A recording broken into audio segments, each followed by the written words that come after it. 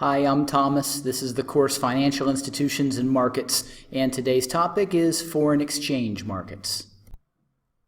Let's begin by discussing foreign exchange rate quotes. Currency quotations can be given in indirect form or in direct form.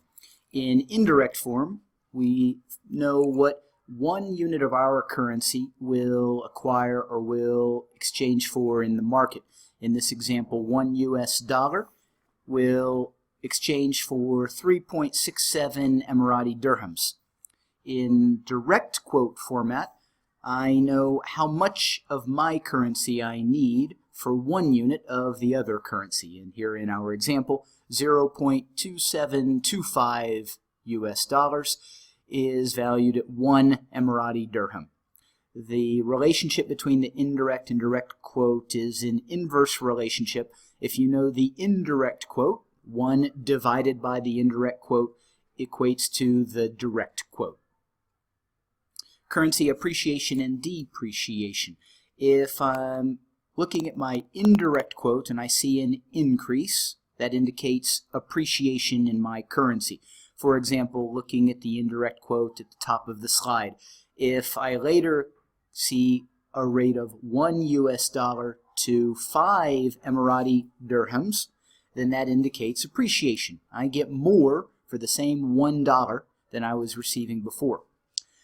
If the direct quote increases, this indicates depreciation. So again, looking at our example in the top of the slide, if now I need 0.3 US dollars to acquire 1 dirham, the dirham has become more expensive for me. I need to use more of my currency to obtain the same amount of foreign currency relative to the exchange rate before. That means that my currency has depreciated.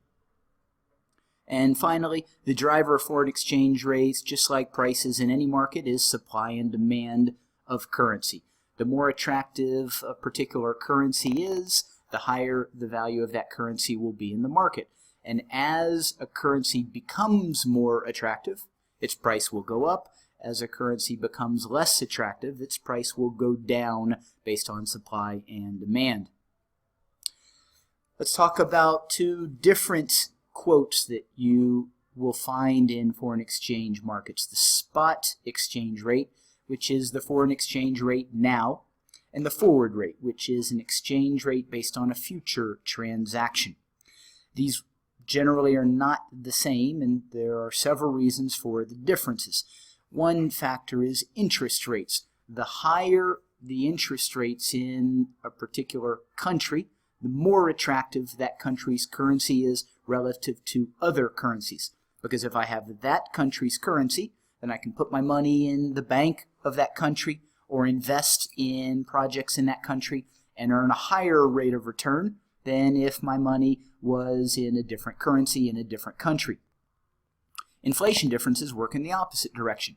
The higher the rate of inflation, the less attractive that currency will be. So for countries with high rates of inflation, their currencies tend to have a lower value in the market than currencies of countries with low rates of inflation.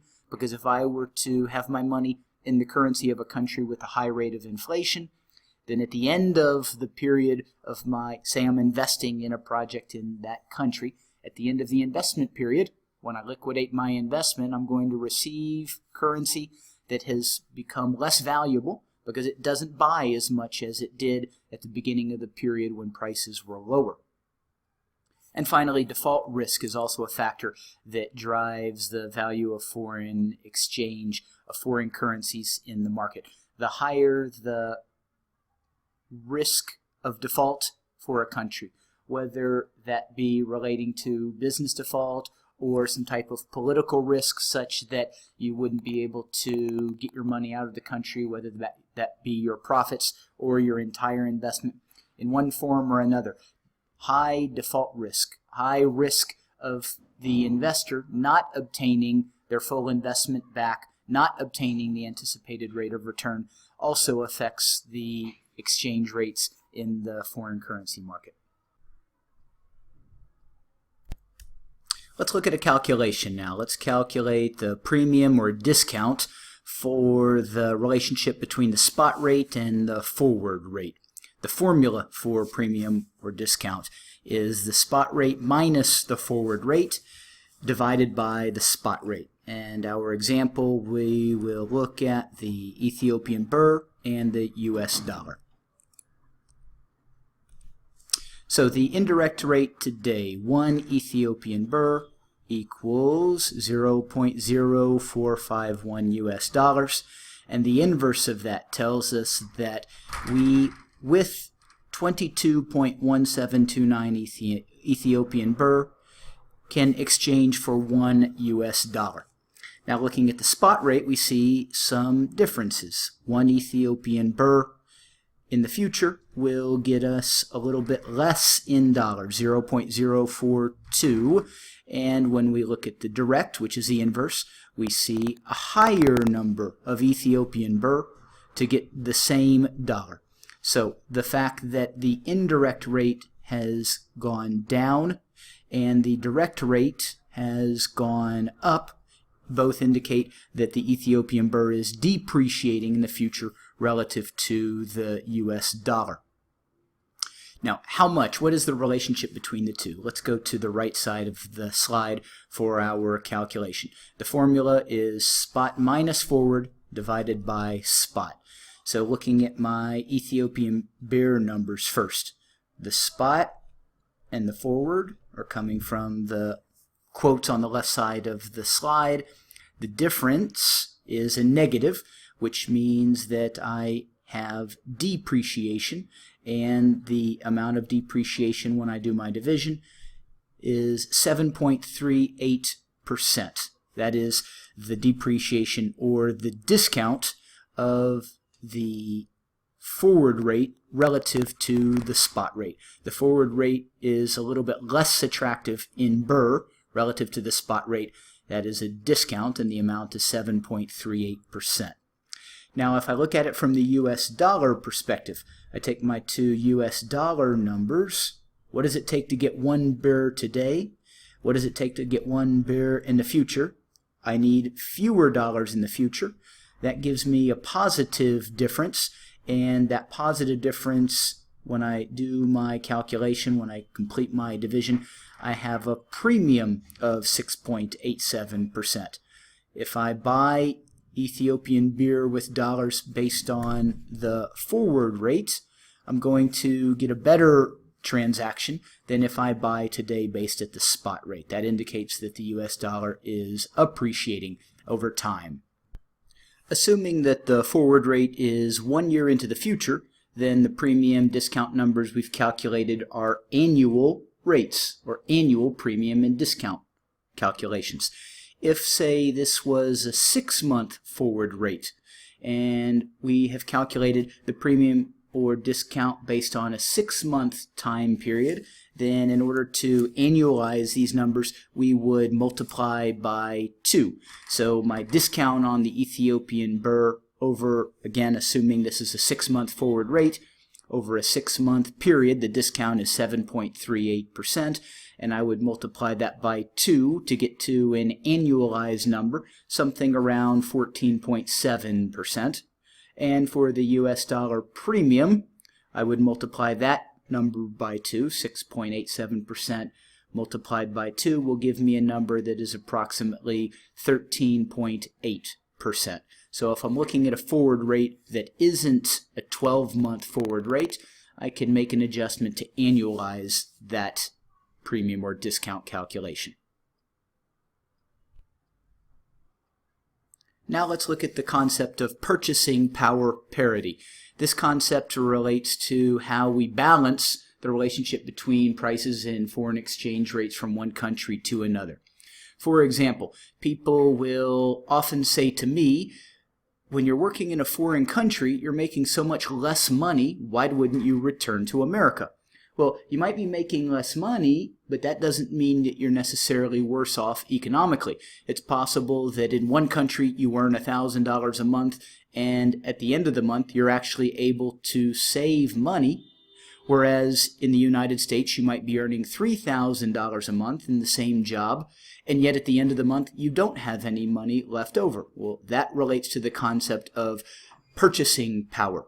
And purchasing power parity is how we show an adjustment in our analysis of exchange rates based on how prices differ from one country to another. So let's look at our example. We're comparing Japanese yen and Colombian pesos. So first let's look at prices, and then we'll see how the prices affect the exchange rate estimate.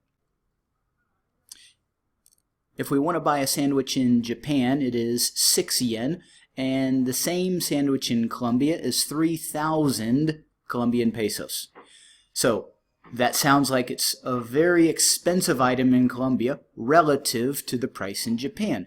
However, the exchange rate between the two currencies is going to reflect the difference in price level. So let's see how that works.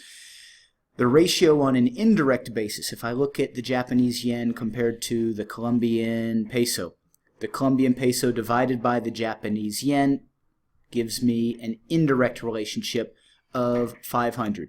1 Japanese yen equates to 500 Colombian pesos. And the inverse, 1 divided by 500, gives me a direct ratio of 0.002. 0.002 Japanese yen will equate to 1 Colombian peso. And now we will see how these numbers create the exchange rates, which are essentially the same numbers that I have just created in the price table. We see these in the foreign exchange table.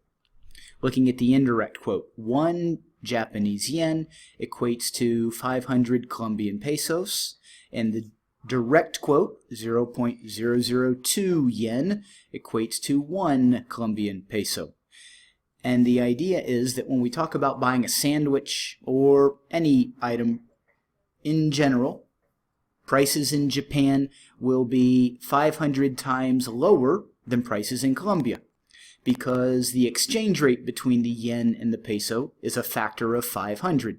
So I see the Colombian sandwich costs 3,000 pesos compared to only 6 yen in Japan. Yet if I wanted to go from yen to pesos, so I could buy the sandwich in Colombia, I would exchange my 6 Japanese yen at a factor of 500 to get 3,000 Colombian pesos, and I would have exactly enough money to buy the same sandwich in Colombia as I would have purchased in Japan for a different number of yen. This is the concept of purchasing power parity. Now, this is a theoretical concept. This doesn't work precisely this way in reality.